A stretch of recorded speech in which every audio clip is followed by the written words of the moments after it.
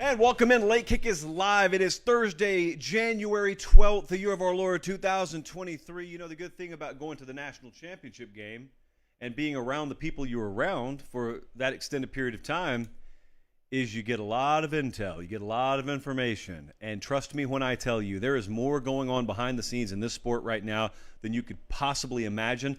A lot of it, scratch that. Some of that we're going to talk about on the show tonight. A lot of that we're going to be having the freedom eventually to talk about over the next few months.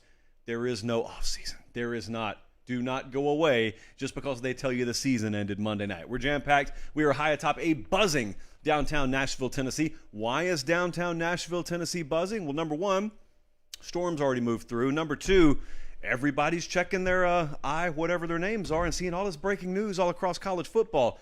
We're going to talk about it all tonight. Dabo's making new hires. We've got updates on the Jim Harbaugh front with Michigan. We've got a ton of NIL drama, unnecessarily, but drama nonetheless, down in Gainesville.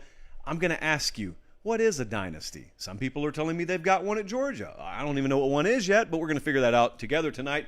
All that plus, do you remember a few years ago when people told you parody is dead? Put it on the gravestone. Fill in the blanks there from what date to what date, but it's gone. No more parody in the sport. A lot of parody around here all of a sudden. A lot of oxygen in Tier 1 of college football all of a sudden. We are so loaded. They're watching us in Grand Rapids, Michigan, Greenville, South Carolina, Menomonee Falls, Wisconsin. I have to say those very slowly. And Rainsville, Alabama. No off-season mode is fully engaged now. For those of you who are new around here, we don't even use the term. So when you hear me whisper it, it's not an audio malfunction. It's just that it's kind of like profanity around here. We just add the word off-season to the other list of words you cannot say. We're not going anywhere. And trust me when I tell you, August gets here a lot quicker if you just never stop doing shows. We're not going to stop. So stick with us and subscribe while you're here.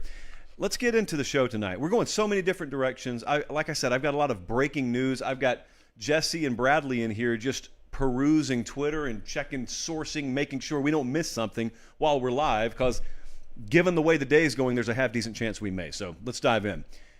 Question, what is a dynasty? And then after you answer that to yourself, answer me this. Is Georgia a dynasty? Do they have one right now? I heard that word being thrown around pretty flippantly this week. It's not flippant. I guess people thought it through. I just question what a dynasty is. And I look at what's happening at Georgia right now. There's no one in the world more impressed by this than myself. However, the word dynasty did not immediately come to my mind when we were doing post-game coverage there on the field in Inglewood. Yeah, that's where we were, Monday night. I think it's an extremely dominant stretch. I've always thought of the word dynasty apparently a little bit different than other people do. So I felt it necessary, because I keep having this thrown at me, to dive into this for just a second tonight. I am not there is the reason. And I think I'm in the minority. I think I am. We're going to find out if I am as the show goes on and the comment section proliferates. Here's the way I've always thought about this. If everything were to stop for you today, so let's say Georgia never even makes a bowl game again and they fire Kirby 3 years from now, extremely likely, obviously. But let's say it would just all come crashing to a halt. And this was the end of his success at Georgia.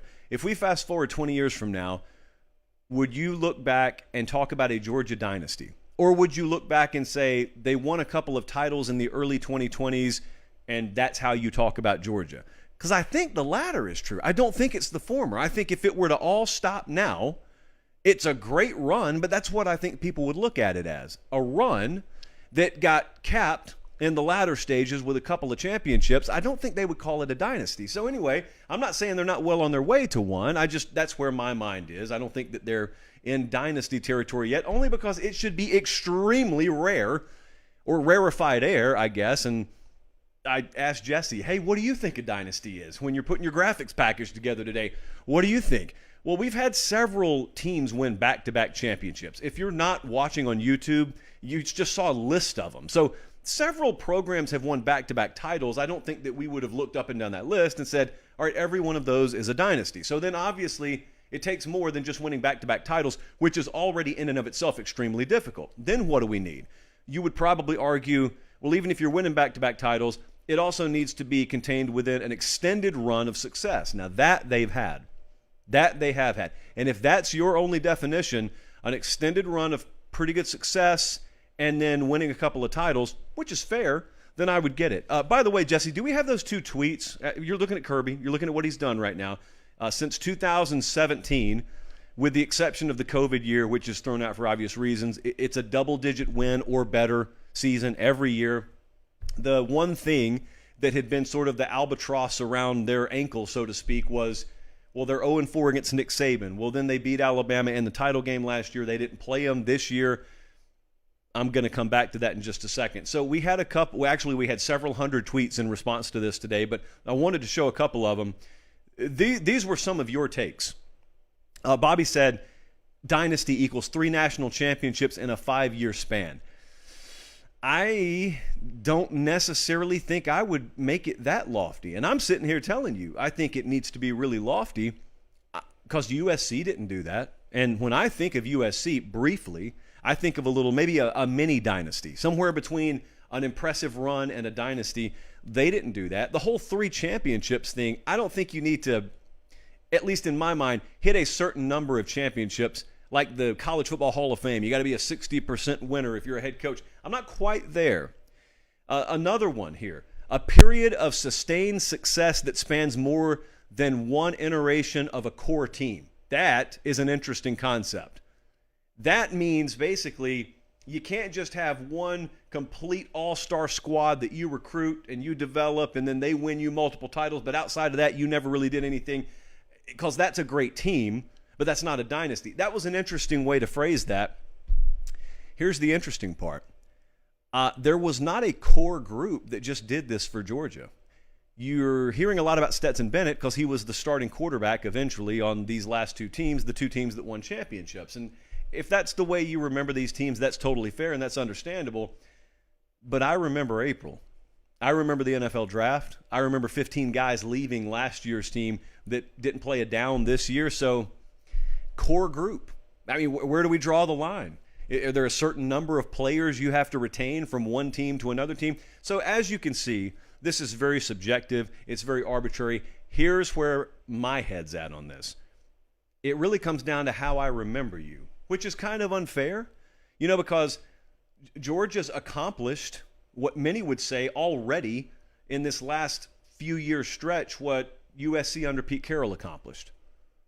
And in some ways, I understand that. 2 championships to 2 championships, several really, really good seasons. You go back to that USC run. Now, granted, that's in my sort of childhood, adolescence, middle school, high school era. So I'm watching that. And it's having a very, very big impact on me. So obviously I romanticize the USC teams, and I remember them a little bit differently. But they had 7 straight 11-plus win seasons under Pete Carroll at one point. They had 4 Rose Bowl wins, 2 Orange Bowl wins. They had 2 national championships. They played that classic game against Texas in 2005 where it's coin flip. And that's the way that game came down. Oh, I miss Keith Jackson so much. But that's the way that game ended. And I remember that as a dynasty. Well, they didn't win 3 titles. Am I supposed to exclude them because of that? I don't know. I remember them as a dynasty. I remember Miami as a dynasty. So there was this other school of thought out there that you have to have a sustained run and you can't have any down year. You can't have a dud season in there. Well, here's the thing with Miami. In the 83 to 91 time frame, they had 3 different coaches. You're on the tail end of Snellenberger, then you have Jimmy Johnson come in, and then you have Dennis Erickson come in. And Jesse, I think we were looking earlier today, the first year under Jimmy Johnson, I think they were like an 8-win team, which is not dynasty material. I then made the executive decision, at least on our little grease board in the office, we're going to allow you to have 1 down season, especially if you're transitioning coaches, and you're not transitioning most of the time because they're being fired. Like Jimmy Johnson, he goes on to the NFL. It's not because he flamed out or anything like that. So I don't know. Obviously subjective. But Georgia, if they're not there, well on their way, I asked producer Jesse, obviously, do you think they're in dynasty mode yet? He said, I don't think they're quite there yet, but they're close. And I asked Jesse, how do you know when they're going to be there? And he said, actually, I got up and I went and got something to drink. And when I came back in, he had those wide saucer eyes that producer Jesse only has when he has come up with a really good metaphor. The fuel on which this show operates, in other words. And he said, you know what Georgia is? Georgia is the bank robber. Follow me here. Georgia is the bank robber who made it past security. They got in the bank. They successfully subdued everyone. They got to the register. They had the teller open it up. Didn't have to get violent. Actually, Georgia got extremely violent Monday night, but you get where I'm going with this. They got all the cash in a sack. They're on their way out, but there's one final layer of security because you know good and well that guy at the front door is called reinforcements. They got to get past that last line. Jesse says they're almost there. Jesse says they're very close. They can see it. They can see the light on the other side of the door. And so I said, that's wonderful, Jesse. You got to land it for me, okay? You got the wings on the metaphor. Where's the landing gear? He said, well, they got to beat Nick Saban again. That's what they have to do. They were 0-4 against him. Now they're 1-4. And a Detroit Lions fan being the case, he said, if they don't lose J-Mo last year, Georgia doesn't beat Alabama. His words, not mine. So at him, don't at me. And I said, that's fair. That's fair. Because you know, Jesse's of the Rick Flair school of thought. To be the man, you got to beat the man. I guess multiple times. So Georgia teetering on the precipice of dynasty territory. If they win next year, if they win a third straight, well, really even now it doesn't matter, but then especially it wouldn't matter regardless of what people say. So I will be more than a bit interested to see what the comments section says about this. We had a good day with Academy Sports and Outdoors. Every day is a good day with Academy Sports and Outdoors. What am I talking about? But had some good conversations with them, just kind of mapping out our 2023. So that news is down the road a little ways. Fortunately for you, in the meantime, all their stores are open. They're ready for business. I very thoroughly enjoyed you guys sending me pictures of being in the Academy Sports and Outdoors around Christmas time and looking at the long lines. That's a blessing. That's not a bad thing. That's a good thing. And those of you who couldn't stand in line, you just went to academy.com. I tell you every time, but I always know that we have several thousand new listeners or viewers any given show. And so for the first time, you may be hearing me talk about Academy. Why are they on these big bright blue monitors behind me? Why am I randomly talking about them 12 minutes into the show? Well, they are our presenting sponsor, and they're the only sponsor you see on the show, and you're watching the show free, and it's all because they stepped up about this time last year in a maximum capacity to be the presenting sponsor for this show. And if you're new, you probably don't know this. I mean, once upon a time, we were doing this show on an iPhone in what essentially equates to a broom closet down in Columbus, Georgia at WLTZ, which has since become a defunct station. Great memories, though. But it was the number 3 station in the number 124 market. So we were a little bit off the radar, to say the least. And just a few years later, to know that we have a brand like Academy that has our backs and a company like CBS and 24/7 that have our backs, it means a lot, especially when you're like us and you've been without those sorts of resources. So in exchange, I just humbly ask, if you've got some purchases to make, if you've got some outdoor sporting goods type products to buy, Academy Sports and Outdoors is the place. And if there's not one near you, academy.com is the place to go. I've got good news for everyone tonight. Colin, that's actually a good endpoint. I'm going to say it again for you. Okay. I got good news for everyone. Today, tonight, whenever you may be watching, college football is wide open. Used to be that we were on a quest for parity in this sport. I say that mockingly because we never participated in this nonsense per se, but there was a fair amount of talk out there that parity was dead. You're never, if you're not already in the exclusive Tier 1 club, you're never going to get there. Do you remember this? Not too long ago. It would have been the mid to latter portion of the 20-teens.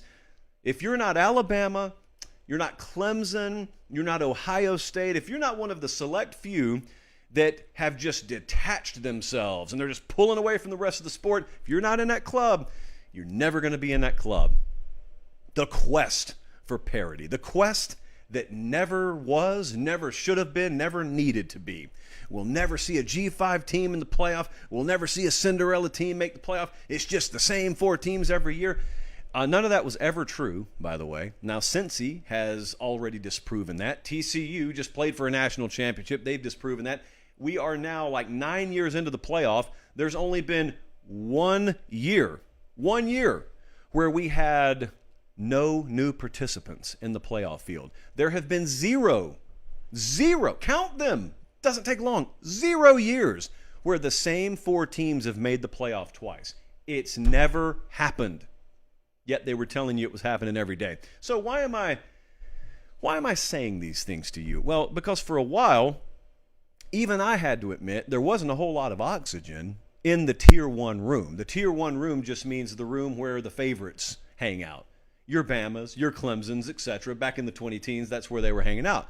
They played 4 years in a row at one point. So yeah, there wasn't a whole lot of oxygen there. It did not feel when we were entering those seasons like many teams out there had a shot to win a championship. And it may still feel that way to you, even entering these seasons the past couple of years. But the thing about it is these seasons have not remotely played out the way most people thought. If you could go find me someone who accurately predicted the playoff field the last 2 years, either of them, I don't care. Pick one. They got a chalice of supremacy coming their way. I don't know any TCU fans that predicted themselves to go to the playoff, much less getting the other 3 spots right. So nobody has a stranglehold on any conference, is what I'm trying to tell you. Think this through with me for just a second. There are favorites preseason, obviously. There are hierarchies in these conferences, obviously. But you want parity? Answer me this question. Who's got a stranglehold on a conference right now? The only 2 repeat conference champs we just had were Utah and Michigan. Not even Georgia was a repeat conference champ. They've got back-to-back national titles and don't even have back-to-back SEC titles. Michigan and Utah are the only consecutive conference champs in America right now at the Power 5 level. Neither one of them would be considered an elite recruiter. Neither one of them will be the odds-on favorite going into this following season in their own conferences. And neither one of them have won a playoff game. There is no one outside of the University of Georgia playing dominant, extended dominant football right now. I mean the kind that makes you completely lose hope, the way that it looked in Tuscaloosa and Clemson for a little while. And so then I get to look ahead a little bit because we did just have the national championship game the other night. I do get to look ahead to 2023 as people start talking about parity inevitably. And I ask anyone who claims there is not parity, give me your slam dunk college football playoff team this upcoming year. The kind of team that you'd be willing to bet an uncomfortable amount of money on making the field. Outside of Georgia, which is partially due to schedule, I don't see one. I don't say that disrespectfully to Georgia. Georgia's going to have a really good team this upcoming year. I'm just saying, if you look at the schedule for Georgia, it's an abomination. Not really their fault. The conference took away a game against Oklahoma. Yeah, let me say that again. Georgia had Oklahoma on the schedule. Georgia does not have Oklahoma on the schedule now. They got UT Martin, Ball State, UAB, Georgia Tech. That's their 4th out-of-conference game. Florida's neutral site, as it is every year. They go to Tennessee. They got Ole Miss and at Tennessee. That's a 2-game stretch in November. So if you want to look at Georgia and say, I don't even care whether they're a shell of themselves from this year to next year, I still think they're going to make the playoff based on that schedule, okay, I'll even grant you that. What about the other 3 spots? You got any more slam dunks for me? Like, I don't think Georgia's a slam dunk. I would bet on them. But I don't think they're a slam dunk. But even if they are, is Bama a slam dunk? Do you even know who the coordinators are going to be? Do you know who the quarterback's going to be? No, you do not. Ohio State, ditto. Slam dunk. Are they even going to beat Michigan?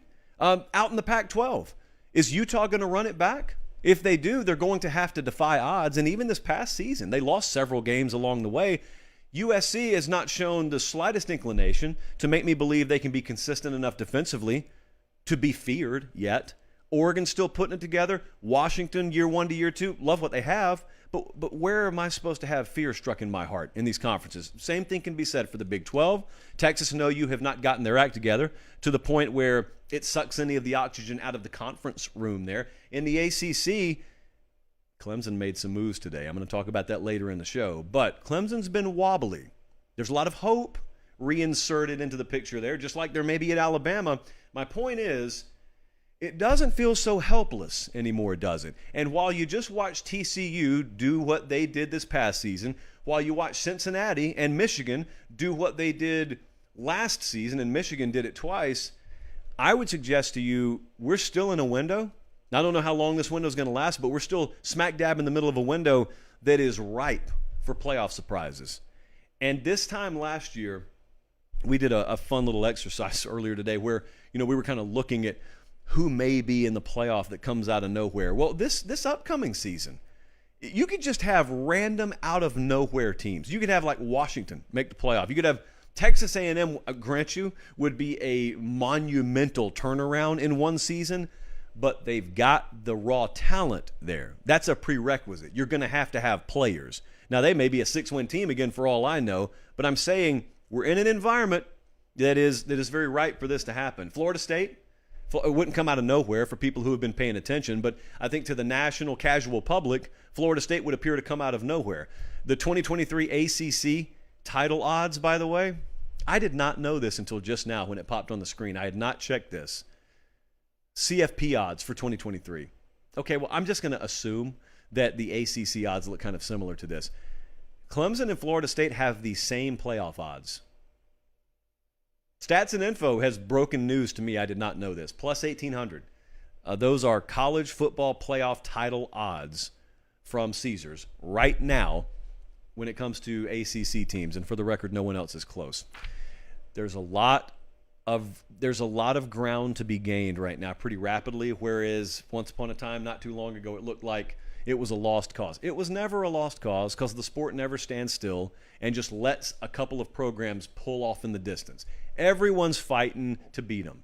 You got the crosshairs on your forehead, and everyone is meeting in the spring and summer, and everyone's scheming, and everyone's recruiting, and everyone's making staff changes, and they're all coming after you, and there's some pretty good minds out there working on such things. It's like watching the figure skater, and they twirl. Trust me, I don't know all the terminology here, but it's really hard to spin as fast as they do for as long as they do, because just the slightest little imperfection in the ice, just the slightest little lack of an elbow tuck, it spells disaster. And when you're operating at an extremely high level in sports, it's not feet, it's not yards, it's just micro inches that could spell the difference between you running off a string like Georgia's in the middle of right now and doing what LSU did in 1 year and then completely crumbling. It's that easy. And therefore, on the other side, it's that hard. Hard to Harbaugh. That's what I want to talk about next. And let me just make sure of one thing here, because I don't want... Okay, no. I had it wrong. I know what you're about to yell at me about in there. Also, yeah, well, sometimes I go in the wrong order, and then Colin has to catch up. But luckily, new year, new me. I caught it ahead of time. We have some drama in Gainesville, Florida, that I need to talk to you about. It's NIL related. It is related to quarterback Jaden Rashada. Those of you who follow recruiting know that he was committed to Miami, then he decommitted from Miami, then he committed to Florida, and then signing day happened. And you probably, if you didn't follow it past then, just think he's enrolled at Florida and he's about to challenge for the starting job in spring. And hold on just a second, because none of that has happened. None of it has panned out. He has not enrolled there because it's still up in the air. A lot of folks angry about this. And you know what? If you're a Florida fan, you should be angry. I just want to make sure you're angry at the right folks. So this is what Meemaw would call a classic NIL conundrum. She saw many of them in her day. As this has started to unfold, and it really kind of became a story while we were out in LA for the title game. So it wasn't on the front burner, but I had one eye on it. It was kind of on the back burner. And it's bubbled and bubbled and bubbled, and now it's on the surface and everyone's talking about it. I've seen a lot of reactions to this. Okay, I've told you what the facts are so far. Jaden Rashada, he was committed to Florida. He is not signed and therefore enrolled there quite yet. They have very, very rapidly got a drop-dead date coming up. Friday, I've been told the school could probably fudge it to the next Monday, but either way, that's either 24 or 48, 72, 96 hours away. They got to get a resolution really quick. And as you could imagine, yes, this is absolutely related to NIL. Stop for just a second. For those of you who are sort of agnostic, you're not big Florida fans, you haven't followed the day-to-day, minute-to-minute here, you may have already suspected that, right? It's a big-time quarterback prospect. He flipped in his recruitment, and so if you didn't know any better, you may look at this and you may say, oh, great, I knew it. I had a bunch of people say that over the past few days to me. Oh, I knew it. These NIL kids, priorities are out of whack. I knew it. Well, what did you know? Is what my response has been. I kind of know the details on this. I've got someone really close to this situation. As a result, I'm going to keep my mouth shut on a lot of this story, and I will tell you the whole story once we have finality one way or the other. A lot of the reporting out there has been just blatantly falsified on this, but there are places you can go where they've got it pretty well nailed down. I think our folks over at Swamp 24/7 are doing a great job on this, and I'm not biased at all, obviously, aside from working for the same company they do. Here, oh, look at that, the Marriott Pen Wag. That could be a thing in 2023. This hitting on Jaden Rashada. For the record, it's not on Billy Napier either. So, yes, it is NIL related. And yes, there's money that's at the forefront of this. It's just not necessarily the way you think. See, if you didn't know any better, you may think, oh, this kid's holding the school hostage. He decided at the 11th hour, great-grandmother wanted a new bedroom added onto her house. No, that's not what's going on. But what is going on is there is some discrepancy here financially. I can tell you that. I know that's rumored. I'll tell you, yeah, it's true. But I want to ask you this. For anyone who says, this is a selfish kid, shame on this kid, focused on all the wrong things. If I hired you to paint my house and we agreed upon a price and then all of a sudden the money didn't arrive and you got upset, are you selfish? Or is your head in the wrong place? Because that's pretty much what's happened here. There was an agreed upon arrangement, and when it came time for that direct deposit to hit, it didn't hit. And all of a sudden, one party in that two-party agreement says, well, wait a second. If you're not fulfilling your end of this deal, why in the world am I going to go down there and enroll? And it's not that he's looking for a way out. Quite the opposite. That kid wants to be a Florida Gator. His family wants him to be a Florida Gator. The Florida Gators have to do what the Florida Gators promised to do.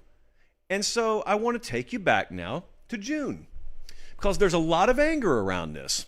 If you're a Florida fan, you're looking at what you hoped would be the future franchise quarterback for your program. If you're a Miami fan, you love it. If you're a Florida State fan or a Georgia fan, you love it. But if you're a Florida fan, you're just angry right now.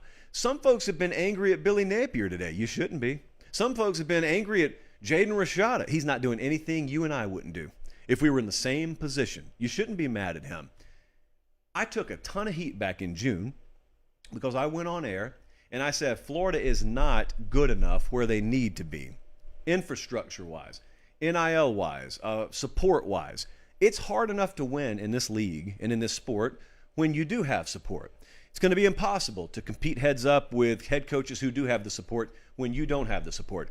And I'm going to play the sound for you in just a second, but I said it, and I'm about to play it for you, and I took a good amount of heat when I said this. Play it, Colin. This is major college football. He knows it. You know it. Everyone knows it.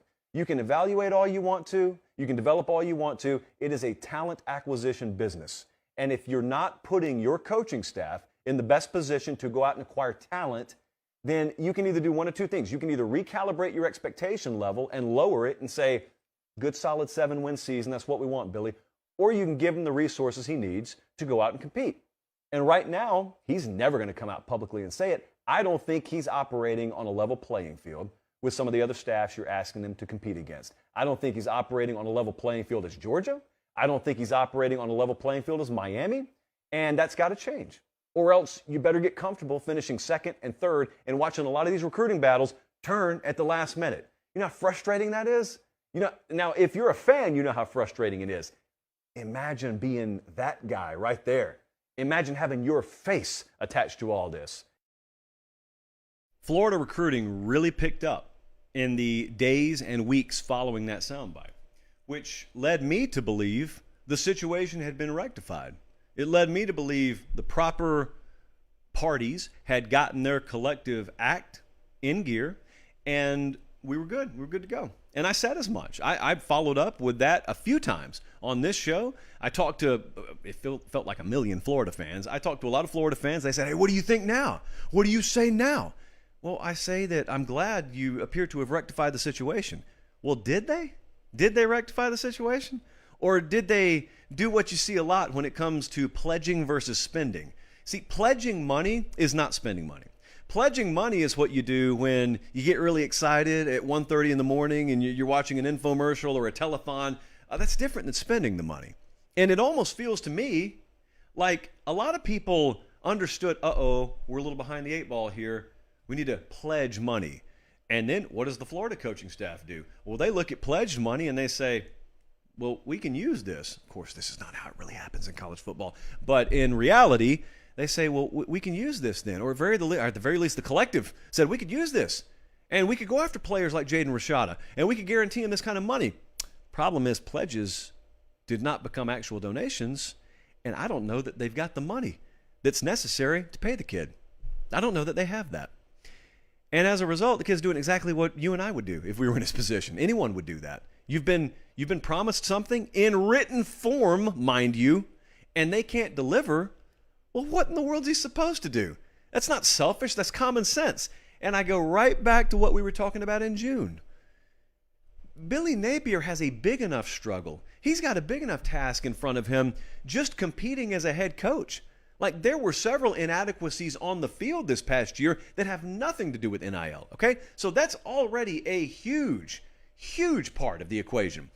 But if you don't take care of things on the other end, if he's not backed up, if that coaching staff is not equipped financially the same way that other coaching staffs are when they're recruiting, if your collective is not competitive with the programs that you're trying to compete against, well, you're not going to compete against those programs. So like I said in the video, and like I'll reiterate, you can either do one of two things.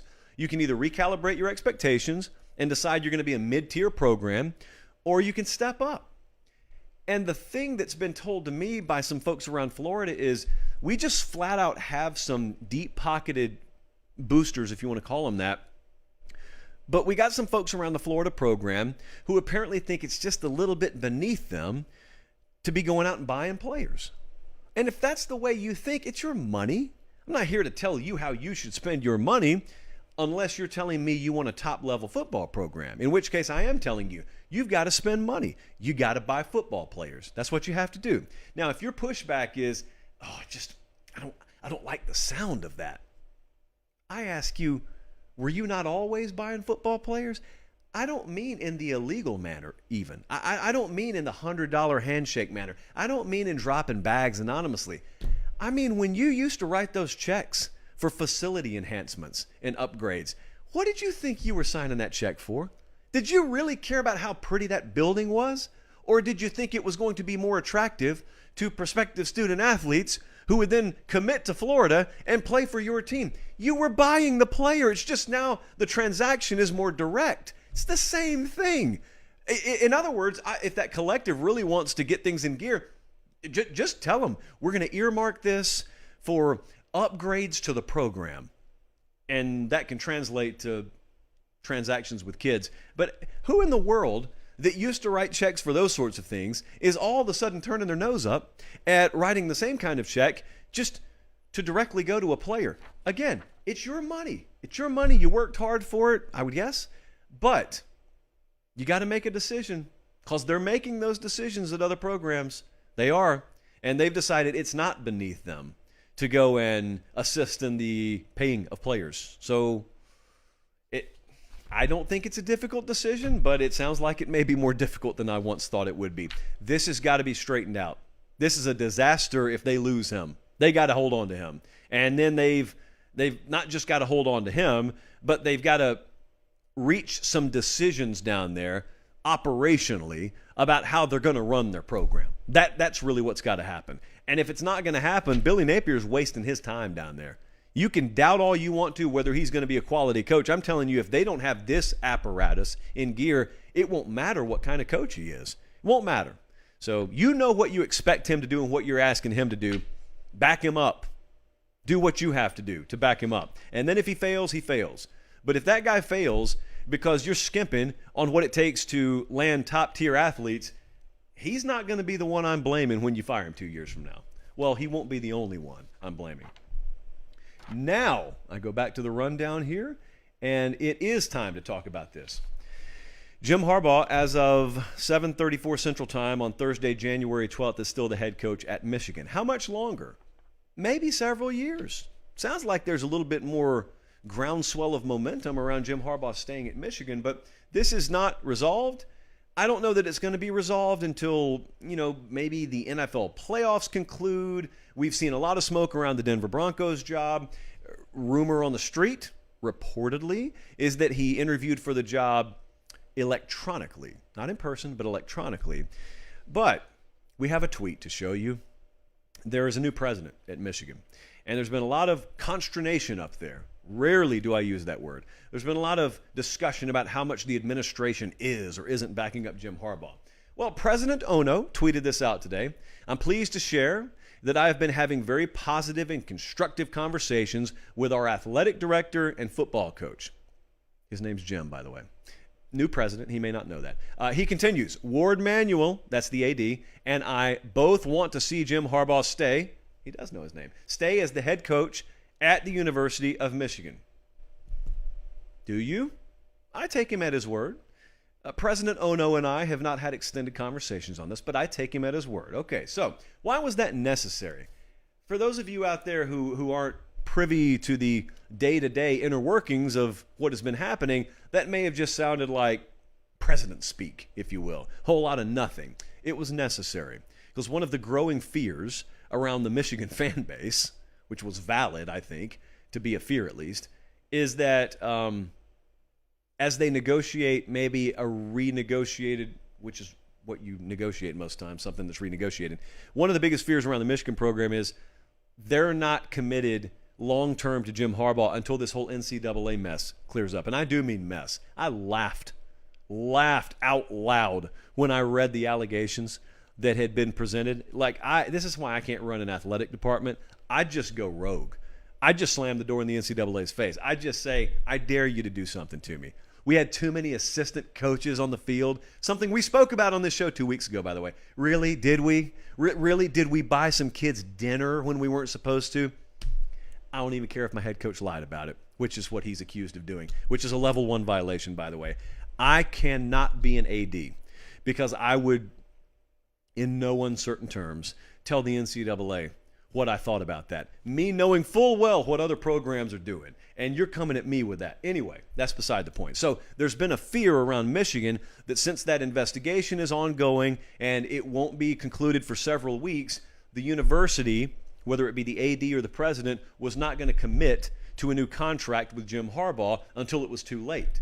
Because if you've got Denver on line one, and then you got Jim Harbaugh looking back at the university saying, are you going to counter this? And the university saying, not till this investigation's done. Well, it won't matter because he'll be gone by the time the investigation's done. You get where we've been now? Okay, so that brings you up to speed. My lean on this, given that statement from the president today, and Jim Harbaugh issued sort of a follow-up statement, hey, I appreciate it. Thank you for your commitment, which is essentially saying, all right, give me what I want. I think he's going to stay at Michigan. It's just my lean. I have no information on the NFL side of this. I know a lot of people are reporting a lot of things. I don't know what to believe over there. It sounds for the moment like it's Denver or nothing in the NFL. That's what it sounds like to me. I could be wrong there, but what does it take? It takes a couple of things. It's not just is Jim Harbaugh interested in going to the NFL. It also takes an offer. He doesn't have that yet. That was the great unknown I've spoken about for like a month. You can hear a lot of smoke. You can hear a lot of rumblings. Sometimes that's just a guy's agent working the market. It happens to me all the time. I have agents reach out to me frequently, multiple times a week. I appreciate them, love the guys. I talk to them all the time, but I know when they want me to say things on air. Sometimes I do it because I think it's valid. Most of the time I don't because I understand. They're in a meteorological term, they're trying to do what we would call moisten the column. Immunity. That's what they're trying to do. Well, you can moisten your column somewhere else. It won't always happen on this program. I think that may be what's happening right now from Jim Harbaugh's side of things. And that's an agent just doing his job. But yeah, you've heard a lot of Jim Harbaugh NFL. How many offers does he have on the table? That's the question. How many offers will he have on the table? That'll be the question. If he doesn't, it's a moot point. But the Michigan side of this is what they control as a university. And how will that contract negotiation proceed? Because there's this other little caveat that's not so little that is thought to be a sticking point right now. And that sticking point is Michigan, understandably, does not want to go through this a third time. So if he does stay there, they want a massive buyout worked into his deal. They're willing to pay him more money, but the concession he's going to have to make is when he signs on the dotted line, he's agreeing to a huge buyout that would basically prevent any NFL franchise from coming after him in the near future. I think that's fair. That's fair on the university side. And if you don't think it's fair, you don't stay there as their head coach. But think about where this could lead Jim Harbaugh. It's all well and good.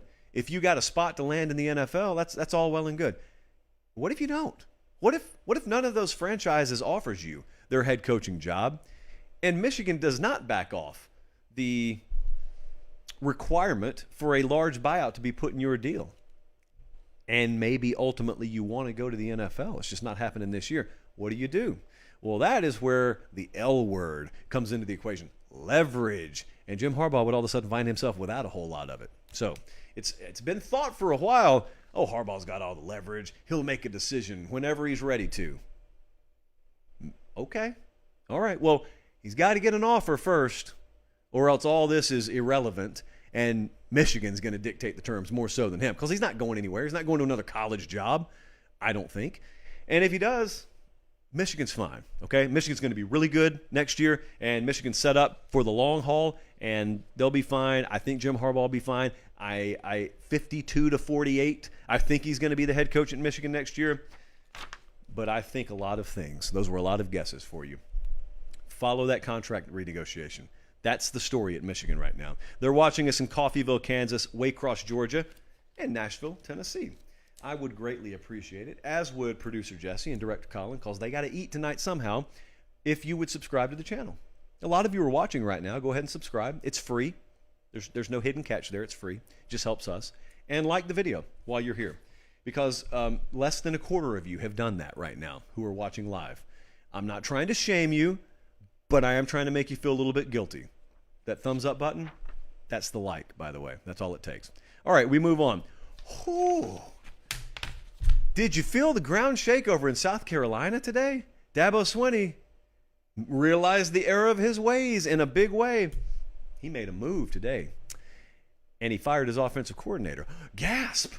Dabo won't do that. He's too stubborn. Oh, well, he did. And not just did he fire his offensive coordinator, Brandon Streeter, he's ready to make a new hire. And it's going to be one of the biggest bombshells that we see in this hiring cycle.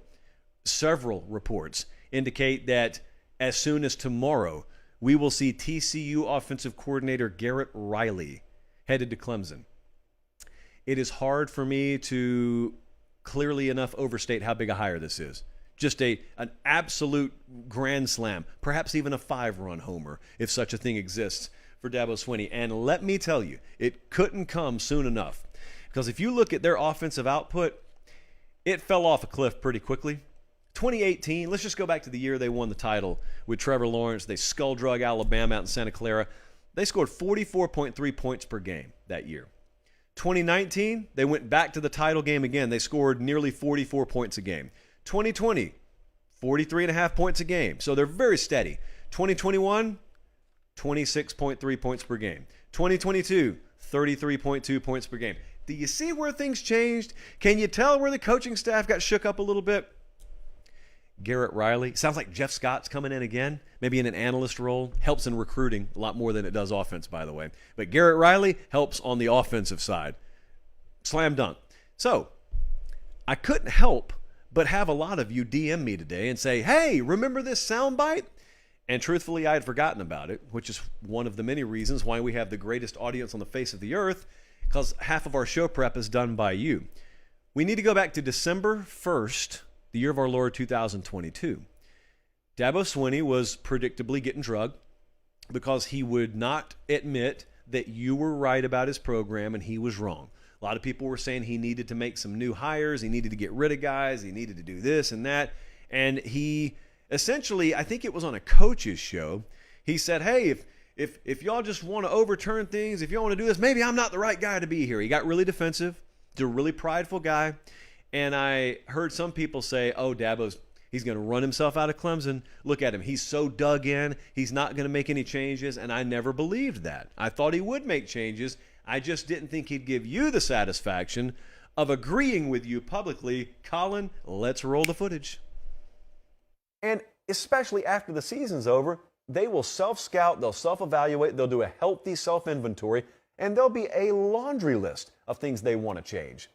But what he's not going to do, because it's not in him to do it, is stand there and let you bang on him. He's too prideful a guy. Could it be a flaw sometimes? Yeah, I guess it could. And so what I'm not going to do is allow myself to stand there and take it from you. And I'm not going to say, well, you're right. Well, you're right. Well, you're right. It's just not the way it's going to work. It wouldn't work that way with me at Pate State. It doesn't work that way with him at Clemson. But that doesn't mean you may not be right. That doesn't mean he may not see it the same way you do. That doesn't mean some of the changes that you and I and many other people think he needs to make, he doesn't agree with and may not be well on his way to trying to make. He's just not going to give you the satisfaction of publicly admitting it. It's a great point, Josh. I appreciate it. So back to live programming here. Everybody thought they were going to get Garrett Riley. Miami fans wanted him. Bama fans wanted him. Clemson folks are going to get him. Now, I don't know who did and didn't offer him, but I know Clemson did, and I know they're going to land him. By the way, we do have some reaction pouring in from places like Tuscaloosa. If you just want to take a look at this right quick, if you're listening on podcast, they're handling it every bit as well as you would expect them to. Quote, not to be dramatic, but hearing Garrett Riley possibly to Clemson while we still have Bill O'Brien on payroll makes me want to take a bath with a toaster. Roll Tide roll. Exactly how I would expect it. Now, for the record, our good, close, personal friend who is also just one of the more annoying people on the planet, Tim Watts. Love to hate that guy. But Timothy, I saw talking earlier today about this. He doesn't think that Bama was ever really in it for Garrett Riley. For the record, I never heard Bama in it for Garrett Riley. I blindly guessed on the show, hey, maybe they'll go after Garrett Riley. What I am still ultra confident in is Alabama's going to eventually hire an offensive coordinator not named Bill O'Brien, and I think it's going to happen pretty quickly. Well, pretty imminently. But it's not going to be Garrett Riley because he's going to Clemson. Now, the best coaches can do this stuff. The best coaches can assess and then realize where they made a mistake and then correct. And the best coaches, the best programs have the resources to really go and get pretty much whoever they want to. Dabo Swinney did that. So remember, you throw around the word stubborn all the time, set in his ways. I've been in that camp. I've thought he's been slow to react. I thought these coordinator moves he made last year, especially the offensive coordinator move, thought he could have done a lot better. He disagreed at the time. It turns out 1-0, JP versus Dabo. Now, he will end up blowing me out when we come to disagreeing on aspects of his program. Just so happened that some of us were right about this and he was wrong. Credit him for realizing it. He put out a statement today, which I'm paraphrasing, said, I'm the leader of this program. I got to take responsibility. We're not doing good enough here. I got to make a move. It probably ate him up to do this. Ate him up. Dabo, you know Dabo Swinney. You've listened to him talk for a long time. That is a dude who believes in every move he makes, and he's got a me against the world mentality. This is a guy who wakes up in the morning believing the world is out to get him just because the sun came up. So to have to acquiesce here, to have to cave and fire a guy who most people said he shouldn't have elevated to begin with, that wasn't easy. And he did it anyway.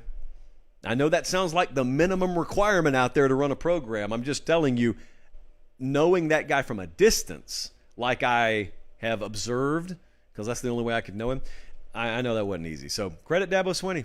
They just made a big move, and I know Christmas was like 3 weeks ago, but brother, Christmas is tomorrow for Cade Klubnik. Because if this thing gets finalized tomorrow, Cade Klubnik is the most blessed quarterback in the United States of America to get paired up with Garrett Riley.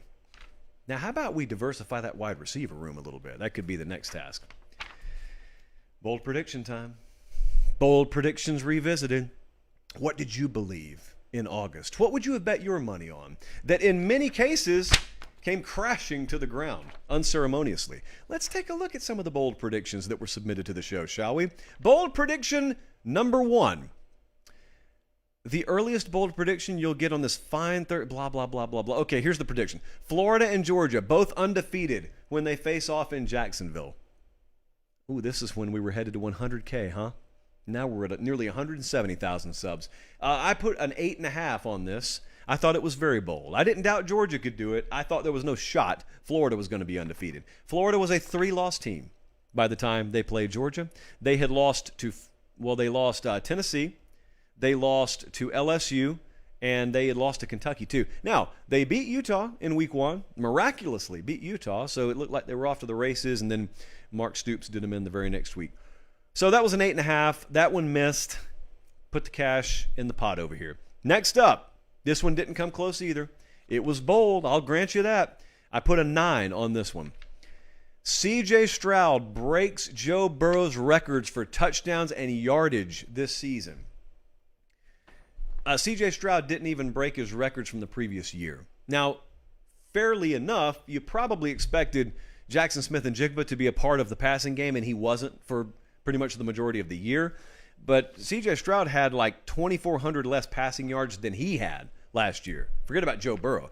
C.J. Stroud had 19 less total touchdowns than he had the previous year. So he was well off the mark. The completion percentage dropped. You know, for the record, for anyone keeping track out there, I know that we just think it's an inevitability. C.J. Stroud still has not declared for the draft. That could change tomorrow, but he has not declared yet. Now, you know me. Even if there's a 1% chance that a great college football player stays in college football, I will always hold out hope, even against hope. So you can call me ignorant. You can call me obtuse. What did you call me? I am hoping C.J. Stroud stays in college. Because unlike years past, he can make like $5-10 million next year staying in college. So it's not like you're putting your body at risk for nothing. Yeah, NIL has changed the game. Some major quarterback is going to stay in college and shock the world. Leinart did it back in the non-NIL days. Someone's going to do it. It could be you, CJ. Next up, this one was kind of bold, but not the most bold prediction in the world. This was from, not Ray, but Ray Lewis's burner on Twitter. The college football playoff will have 2 new entries to the Final Four this year. Close, but not quite. We got 1, TCU. We came close to getting the second. How close did we come? Well, if USC beats Utah, there it is. If Tennessee does not get drugged unmercifully by South Carolina, in all likelihood, there it is. Either one of them would have done the trick here. If TCU also made it, obviously. Butterfly effect. I never know. If I changed one thing about the past, how would it have changed everything else? Jesse, you seen Butterfly Effect? The movie? Ashton Kutcher in there? Amy Smart? Good movie. Makes you think. I thought this was a 7 on the boldness scale. So here's the list. This is the list I was talking about earlier. Mind you, the prediction was we're going to have 2 new participants, okay? So I had Jesse, the day that we did this segment, I said, Jesse, go just put a list together of all the odds for teams that haven't ever made the playoff. In other words, if we get a party crasher, who would it be? And we had, and this is just in order of where Caesars had their preseason odds to make the playoff. We had A&M, USC, Utah, Wisconsin, Texas, Oak State, Baylor, Florida, Iowa, Pitt, Miami, Penn State. TCU is not even on the list. Tennessee is not even on the list. And those 2, well, TCU made it. Tennessee was another one that almost made it. Only USC was in the group that almost made this happen and was actually listed, which just goes to show you, kids, like Mimo always said, you can question predictions in August, but don't ever laugh at any predictions in August, because the craziest things in the world sometimes come true. What would you have said to someone who had TCU penciled into their playoff bracket in August? Because it ended up coming true. To be right, and this is the case any year, to accurately predict a college football season, as it turns out, you will have to say things in August that sound like they're from another planet. There is no football season that ever plays out where at least 1 or 2 crazy, inconceivable things in August end up happening. So there's that. Next up, this was a really bold one. Keegan said at least 3 Big Ten head coaches will get fired at the end of the year. I put a 9.5 on this. I did not think this was feasible, and it didn't happen. Now, I looked at one coach, Scott Frost, and I said I could easily see that happen. And he did get canned. Like a month into the season, he's gone. I thought that would probably be it. Paul Chryst got fired at Wisconsin. I didn't even see that coming. I did not consider that a possibility. But outside of that, especially, I didn't think that there was any shot 3 of them were going to be fired. The key word there is fired. Jeff Brom moved on of his own volition. He didn't get fired. So I thought that was really bold. 3 of them is really bold. And I put a 9.5, and that one crashed and burned. Next up, this one hit. This was a really, really good call. Texas Tiger said, University of Washington. Not only will they upset Michigan State, they'll go 9-3, watching from Pittsburgh, Texas. They did you one better. Jesse, did they have 10 or 11 wins?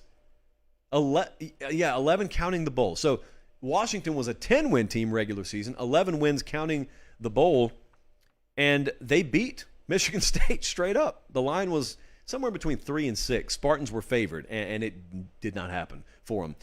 Here's the thing that made them a 10 and 11 win team ultimately. Offensively, they were a firecracker offense. Michael Penix had a phenomenal year, 4,600 passing yards, 35 total touchdowns. I knew that he was capable of doing big things if healthy. And that was a big if, given his career. I didn't know that Kalen DeBoer and the guys out there were going to have an offense like that this year. And they did. They finished top 10. Look at that number 8 next to Washington, just so quietly. You know, they bordered on being a playoff contender. I don't think people realize this. They lost a couple of games in a row. There it is. At UCLA and at Arizona State. Just in the middle of the year. And then they went on a really, really good run. And they beat Texas in the Alamo Bowl. They were really good this year. So this was a good call. Michael Penix, what a season he had. Unbelievable story out there. When you want to look at teams that are sneaking around, we talked earlier in the show about all the sudden oxygen that's available in the room of the never made the playoff but could make the playoff category. Maybe it's Washington, because you know USC is going to have a ton of love out there. I'm going to give Oregon a ton of love. I happen to believe in them this upcoming year. Washington, they're willing to buy the pillow and allow you to sleep on them as long as they get to play you in the fall. I know that there are some people out there who are telling you the season ended Monday. I cannot in strong enough terms emphasize we don't wrap the season here. We don't. There are some modifications coming to the show for the better, but that's not happening over the next week because we have too much stuff to talk about. So there are 2 things that you've asked me for a whole lot. One of them is bring back the Late Kick Extra podcast. I'm doing it. It's done. I'll give you a date in the near future, but we're doing that, so rest easy. That's coming. Number 2 is the stuff we did with Cole Kubelik. You said you loved it. Now, I know you guys don't like interviews, or at least our numbers say you don't like interviews. So I'm not bringing guests on unless it's a major head coach. I'm not doing it interview style, but a conversational format where we get a variety of different voices on the show. We got them lined up. I know I told you we were going to do some over Christmas, and we did one of them. We deferred those into January and February for a reason. I got some good names lined up for you. We were at the national championship game, and I can't. Maybe one day I'll tell you the story of where I watched the national championship game from, and more importantly, who I watched the national championship game with. But some of the people that I watched that game with will end up coming on the show, so maybe we'll tell that story down the road. I'll tell you another one. I can't give you names here except Herb Street. I'll give you Herb Street because we're standing near the media elevator before the game's going to kick off. So what happens normally, at least at games where Herb Street and Fowler are calling the game, they'll be on the field and then they get a police escort right to the media elevator, and the media elevator is held for them, and they go on and they go up, and so they just get priority. That's the kind of luxury you get when your company owns the broadcast rights to a game. Well, anyway, a lot of celebrities at the game the other night. And I'm not going to mention this person's name, but there was a pretty high-level celebrity standing at the elevator thinking that they were about to get priority treatment and get the next one. When it goes ding, I'm hopping on, and the rest of you povs can stay over here out of the way, until Herb Street came through. And Herb Street's coming. It's like all of a sudden you hear around the corner, McQuay! A lot of guys with their finger against their earpiece are coming around. I can't remember whether they were wearing black suits or not. Shades were probably worn, even if they didn't just pretend they were. And said celebrity, in no uncertain terms, was told, you're going to scoot over for a second because this elevator's for them. And said celebrity just stood there and watched. May not have even known who Kirk Herbstreit was, but watched him go by. I'm sure they got to their suite in plenty of time. I'm sure copious amounts of seafood were consumed, and all's well that ends well, unless they were a TCU fan. Really interesting. You see a lot of things at these championship games. We have got a lot of good programming coming up for you. We'll be back live Sunday night. So if you're looking elsewhere because your favorite show of choice has abandoned you irresponsibly for the next 6 months or so, we got you. We got you. And you know what? You may never want to leave when you subscribe here. Pate State year-round. Year-round. So for producer Jesse, for director Colin, for myself, for our PAs, for everyone, we appreciate it. We're not going anywhere. It's going to be a fun next couple of months and an action-packed next couple of months. Until Sunday night, take care and God bless.